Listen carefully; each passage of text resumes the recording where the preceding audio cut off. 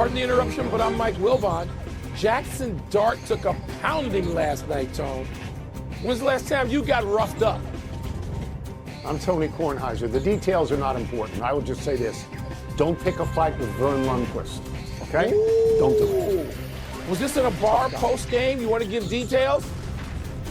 No details. The details aren't important. I made a mistake. Oh. You don't pick a fight with him. All right. As simple as that. Man, gotta call Vern. Welcome to PTI, boys and girls. In today's episode, Jackson Dart won't go down. Tarek Skugel's future with the Tigers is unclear, and Jeff Saturday joins us for 5 good minutes. But we begin today with the New England Patriots comfortably beating the New York Giants last night, 33-15, to become the first NFL team to 11 wins so far this season. Last year, the Patriots were 4-13. This year, they've won 10 in a row. Drake May continued his fabulous season, going 24 of 31 for 282 yards and 2 touchdowns. Wilbon, do you look at the 11-2 Patriots as the best team in football? No, I don't, Tony. I'm not on that best team in football train. I think we've decided, you and I have, that how many times are people going to declare a best team in football this season only to be proven wrong the very next week?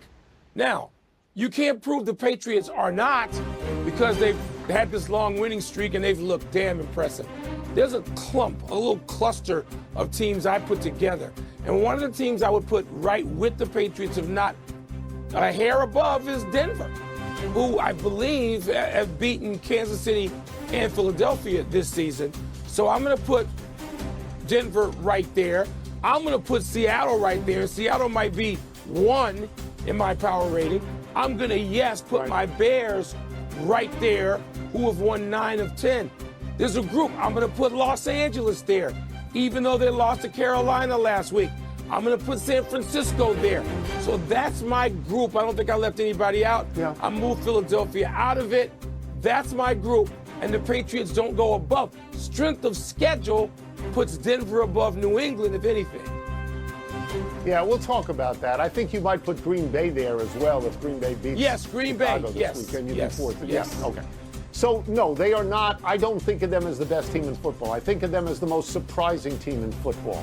More surprising even than the Colts, who have begun to fade a little. More surprising even than Carolina, because Carolina has 7 wins and New England has 11. And more surprising than your Bears, who are very surprising. But as you said, New England's wins are built often against bad to mediocre teams, right? I mean, that's what they played. They had the gift of a 4th-place schedule. Their schedule is ranked as the easiest schedule in the NFL so far. They've only beaten 3 teams that right now have a winning record. I think it's Carolina, Tampa Bay, and Buffalo to this point. And the composite record of the other teams they beat, you have to hear this, it's 32-89. Come on, it's 32-89. You know, so, and they don't have a schedule nearly as hard as Kansas City or Philadelphia. So we're gonna do a wait and see. But I will tell you, they have, if you want me to make the case for them as the best team, they have the 2 most important positions covered, 2 most important in New England. They got a coach and they got a quarterback. That's what matters in New England. They got that covered. And those guys might get some hardware, particularly if the Patriots keep winning. Let's move to the Giants' rookie quarterback, Jackson Dart, who got launched on a first-quarter second-down scamper because he refused to go out of bounds. Dart missed the last 2 games of the concussion already and has been counseled by other players to save his body. But he said post-game, quote, "I played this way my whole entire life. We're not playing soccer out here. You're going to get hit. It's just part of the game," close quote. Tony, is Dart right that hits are just a part of the game? He's 100% right that hits and even big hits are part of the game. This is a violent sport by design. You can't watch a game in the NFL and not see somebody at some point get carted off, right? This is the allure of football for over 100 years. I wrote down 5 names. Mike, tell me if I left anybody out. Lawrence Taylor, Reggie White, Dick Butkus, Ray Lewis, Chuck Bednarik. I don't think I left anybody out. That's the group. You know, that's the group right there. Jackson Dart has to understand something. Okay, he's got to understand something. You got to, you know, you cannot walk that tightrope.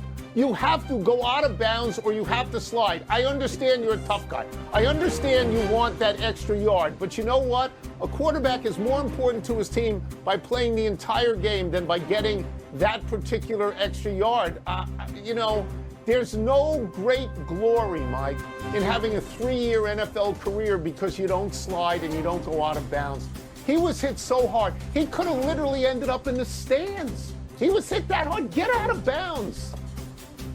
Tony, I think the place where he's going to have to mature very quickly, unless he's going to wind up in that tent, the blue tent, every week, is that just because you did it on Friday and Saturday doesn't mean it works on Sunday.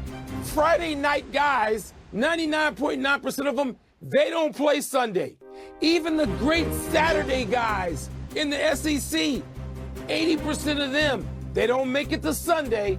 The guys you were playing on Sunday, and then that group of guys you circled, they'll knock you out of the game. That's right. They will end your career. That's right. And Tony, look, I know in basketball, there are times where players say to young high flyers, they did this to Derrick Rose, and you know how much I love D. Rose.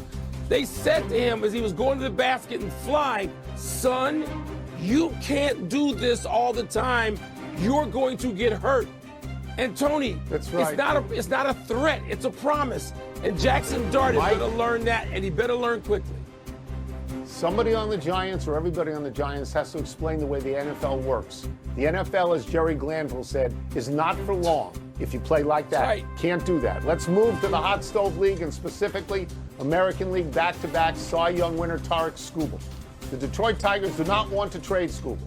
They want him to pitch for them this year in what is the last year of his contract, but multiple reports say the Tigers are willing to listen to offers, knowing that Scott Boras is Skubal's agent. John Heyman reports the gap between what Skubal wants and what the Tigers have offered is, $250 million. The gap. Wilbon, should the Tigers even be listening to offers for Skubal at the upcoming winter meetings? Yeah, Tony, they almost have to. You mentioned Scott Boras and you mentioned $250 million.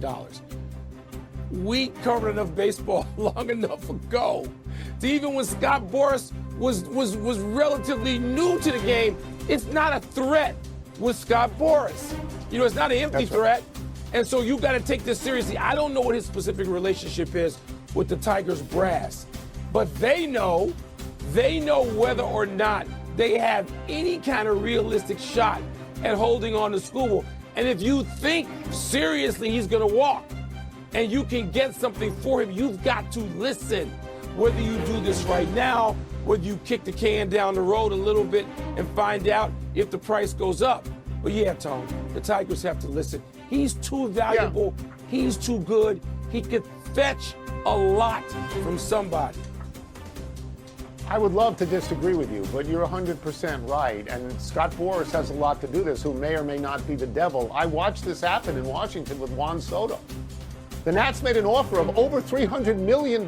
Scott Boras paid no attention to it, and the next thing you know, Juan Soto is being